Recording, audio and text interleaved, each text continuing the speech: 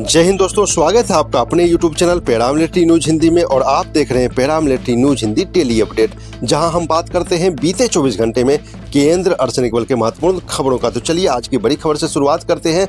माननीय गृह मंत्री का उड़ीसा दौरे को लेकर एक बड़ी खबर आ रही है। केंद्रीय गृह एवं सहकारिता मंत्री श्री अमित शाह जी 2 दिवसीय दौरे पर उड़ीसा पर है।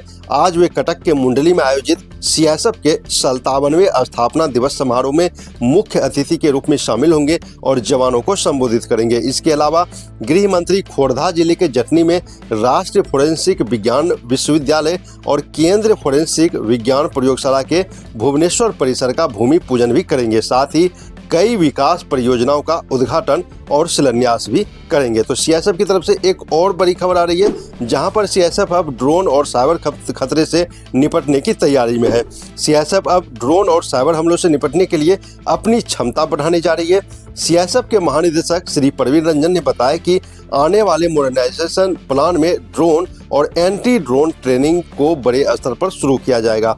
राजस्थान के बहरोड में ड्रोन ट्रेनिंग सेंटर स्थापित किया गया है और साइबर सुरक्षा के लिए विशेष साइबर कमांडो भी तैयार किया जा रहा है।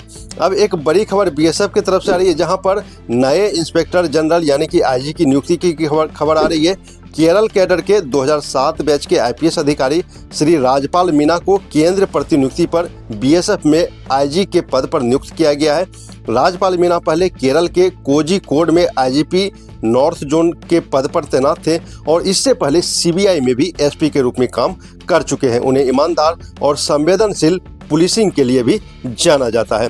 एक और बड़ी खबर बीएसएफ से आ रही है, जहां पर बीएसएफ बॉर्डर मैन मैराथन 2026 का आयोजन किया गया है अमृतसर में। बीएसएफ के डायमंड जुबली समारोह के तहत अमृतसर में बॉर्डर मैन मैराथन 2026 का आयोजन किया गया। इस मैराथन में फुल, हाफ और 10 किलोमीटर की 3 कैटेगरी रखी गई है, जिसमें देश भर से 7500 से ज्यादा धावकों ने हिस्सा लिया। कार्यक्रम का आयोजन hand in hand with border population theme के तहत किया गया है। अब एक दुखद खबर आईटीबीपी की तरफ से आ रही है, जहां पर आईटीबीपी का जवान लापता है। हिमाचल प्रदेश के कुल्लू से आईटीबीपी का 26 वर्षीय जवान योगेश कुमार पिछले 11 दिनों से लापता है।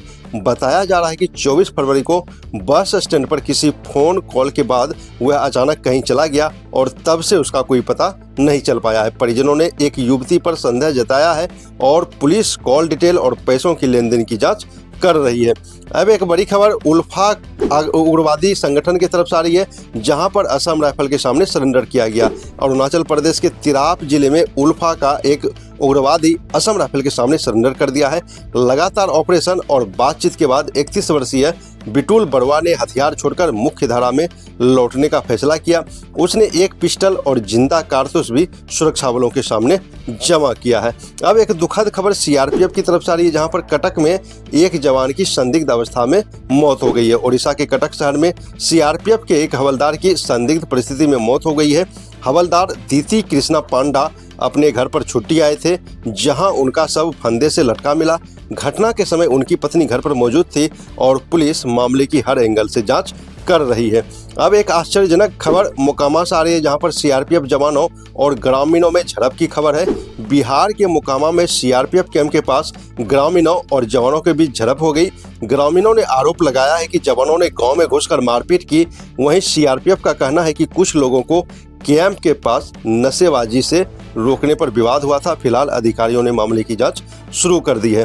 अब एक बड़ी खबर चीन नेपाल सीमा से आ रही है, जहां पर चीन और नेपाल सीमा पर तैनात आईटीबीपी और एसएसबी के जवानों ने भी रंगों का त्योहार होली पूरे उत्साह के साथ मनाया। सीतापुल पोस्ट पर भारतीय जवानों ने नेपाल के सुरक्षा बलों के साथ मिठाई बांटी और एक दूसरे को होली की शुभकामनाएं दी।